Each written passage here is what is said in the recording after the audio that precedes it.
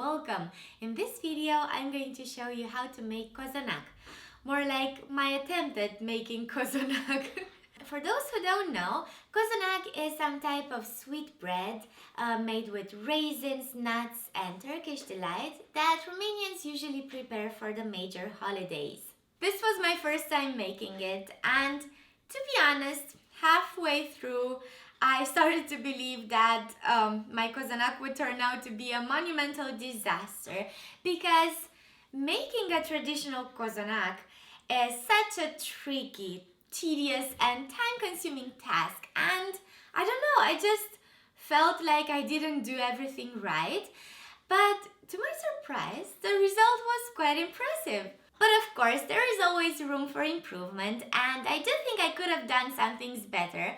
That is why I'm going to guide you through the whole process and give you all my tips and tricks for your Cozonac to turn out fluffy, light-weighted and delicious. So, let's begin!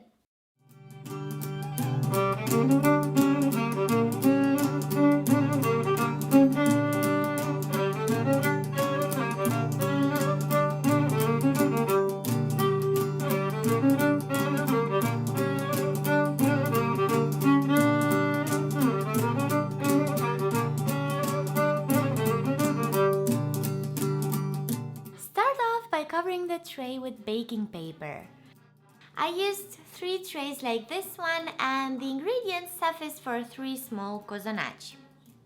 In the next step, sift the flour to make it fluffy and to make sure that there aren't any lumps in it. The flour should be completely dry, that is why it is advisable to sift it a day before and let it dry overnight. Save 1 egg for later. You will need it to smear the Cozonac before baking them. Separate the rest of the yolks from the egg whites.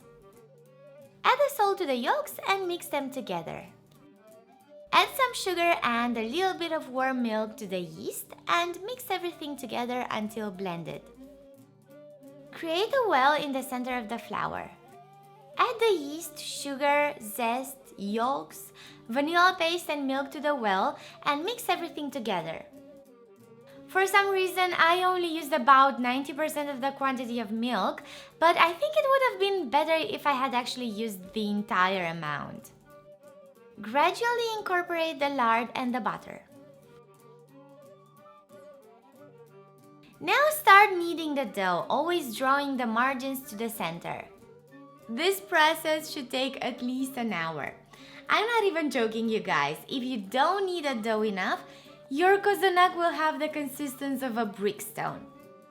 Obviously, you can use a food processor, but if you really want to follow the traditional recipe, there's no way around this step.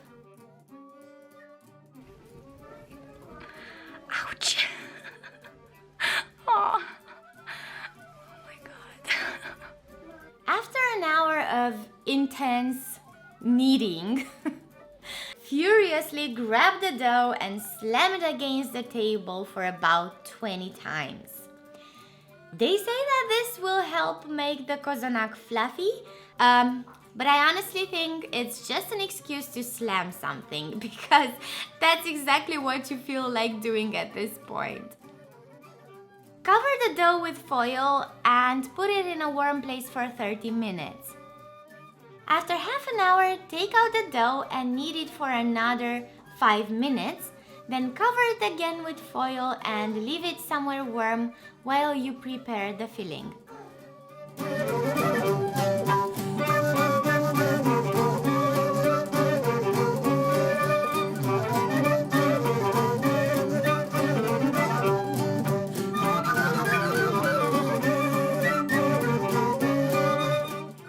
Grind the nuts first, then add the cocoa, sugar, dried fruits and rum essence and mix them with some of the egg whites.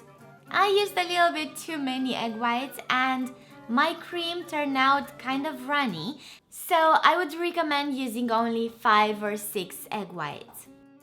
Take out the dough and cut it. You will need 2 equal pieces for each Cozonac.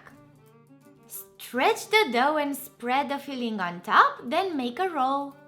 Here you can see how runny and messy my filling was, and I struggled quite a bit with my rolls. I can't even watch this. Anyway, you should next try to braid the rolls and then place them in the tray. But first, don't forget to fasten the edges. I was too intimidated by the whole mess that I completely forgot about this step. Put the tray in a warm place for about 30 minutes. After 30 minutes, beat an egg and smear the Cozonac with it. Preheat the oven at 160 degrees Celsius and bake the Cozonac for 10 minutes at this temperature. After 10 minutes, increase the temperature to 170 degrees Celsius and bake the Cozonac for another 30 to 40 minutes. And this is how my Cozonac turned out. One last tip, you should let it chill before cutting it. I actually tore it apart while still warm and ate half of it like the barbarian that I am, but I just couldn't resist. And this is what my Cozonac looked like the next day, still fluffy and soft. If you want to keep it fresh longer, wrap it in foil.